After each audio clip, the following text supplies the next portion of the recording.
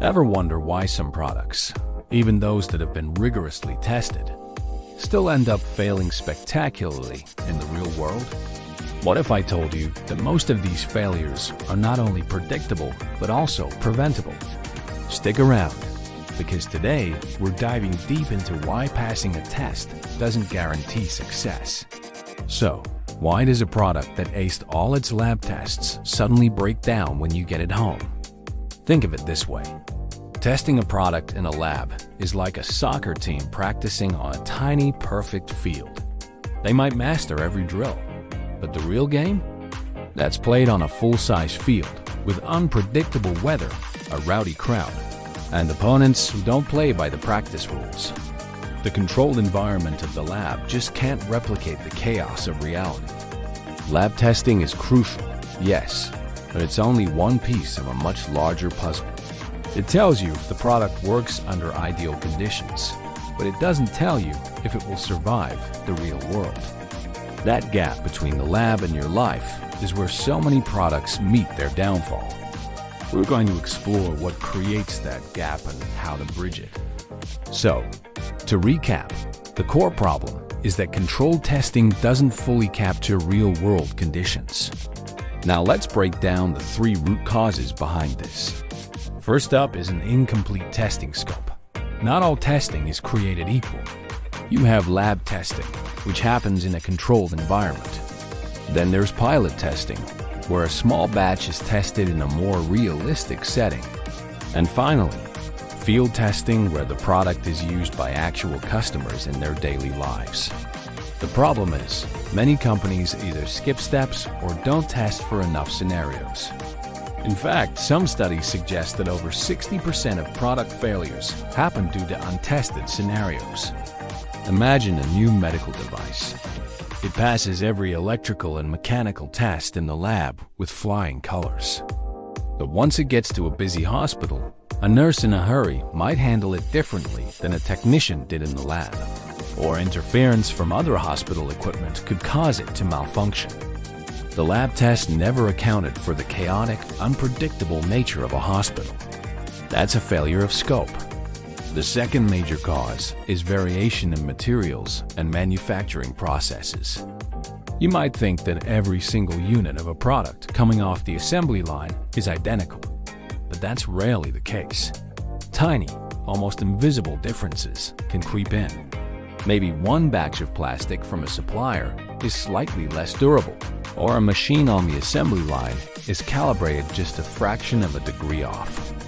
In lab testing, you typically use a golden sample, a perfect prototype. But in mass production, these small variations add up. You could have 2 parts that look exactly the same, but one withstands stress perfectly while the other snaps.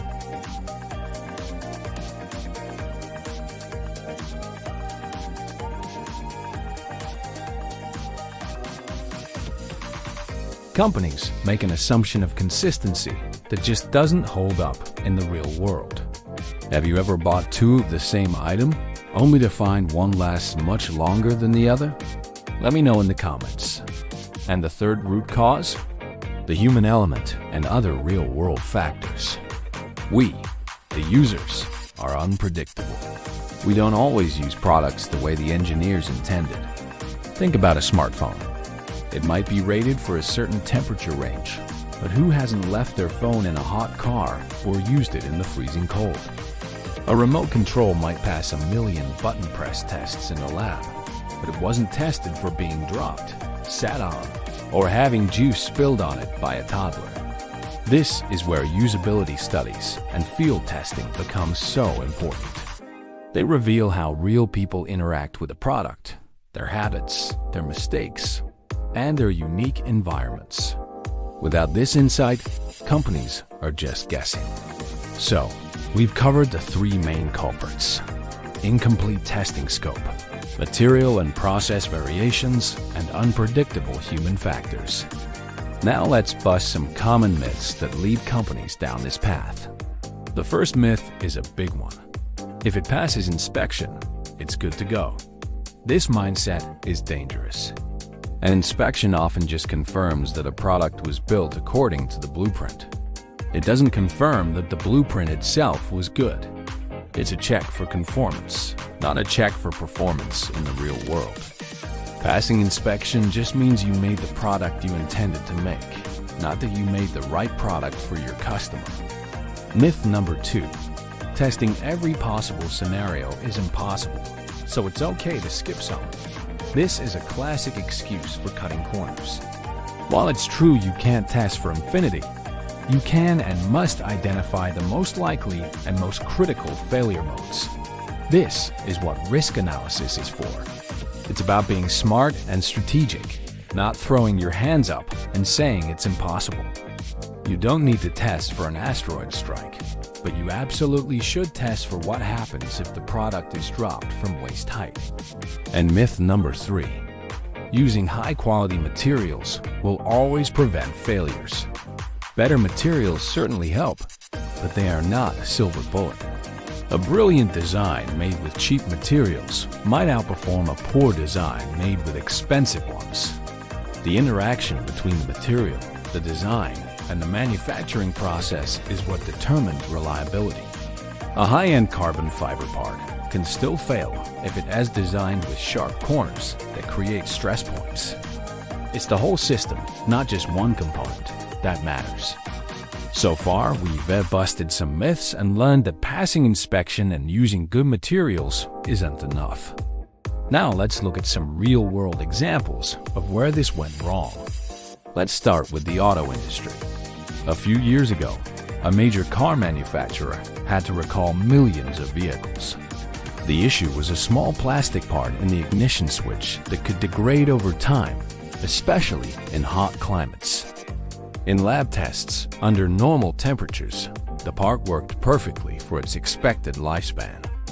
But the engineers did not sufficiently account for the extreme heat cycles inside a car parked in Arizona or Florida. The material became brittle and would break, potentially causing the car to shut off while driving. This was a classic failure to test for real-world environmental extremes. Next, consumer electronics. Remember those early foldable phones? Some early reviewers found their screens were failing after just a few days. The devices had been through millions of automated folding cycles in the lab. The problem? The lab robots were gentle. Real humans, however, might press on the screen while folding, or get tiny particles of dust and debris caught in the hinge mechanism. The tests didn't account for the human touch or a dusty pocket, leading to embarrassing and expensive public failures. Finally, let's go back to medical devices. There was a case with a portable infusion pump. The device passed all its lab tests for accuracy and durability. But in the field, nurses, often working in dimly lit rooms under pressure, were making errors when programming the device because the button layout wasn't intuitive.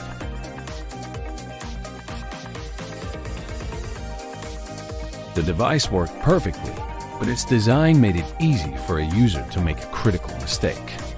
This highlights why usability is just as important as mechanical reliability.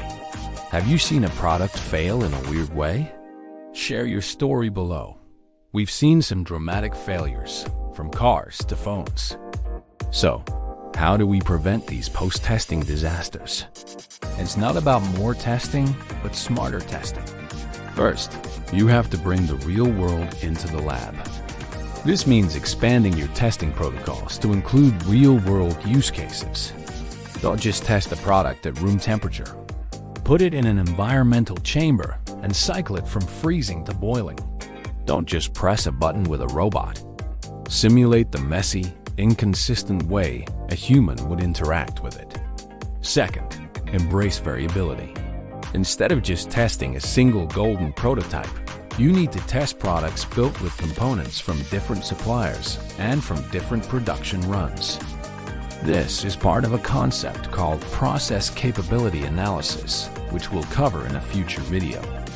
It helps you understand and control the natural variation in your manufacturing.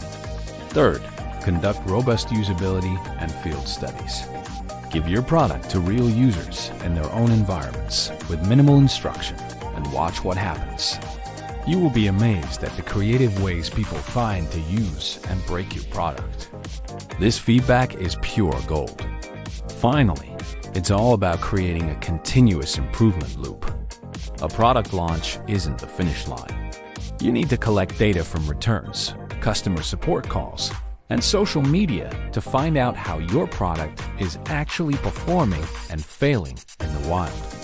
Then, feed that information back into the design and testing process for the next generation. So, let's quickly recap what we've learned today. Testing is absolutely necessary, but it is not sufficient on its own. Passing the lab test is just the first step. The real key to creating successful, reliable products is to understand the messy, unpredictable real world and to design, test, and build for it. This means anticipating real user behavior, accounting for environmental stresses, and accepting that variation is a part of manufacturing. It's about shifting the mindset from "did it pass the test?" to "will it survive the customer?" Have you ever been frustrated by a product that failed you, even though it was brand new? I'm sure you have. Share your story in the comments below. I'd love to read them. Thanks for watching. If you found this useful, give this video a thumbs up and be sure to subscribe and hit that notification bell. Our next video is going to be a deep dive into process capability, explaining CP and CPK, so you won't want to miss it. See you in the next one.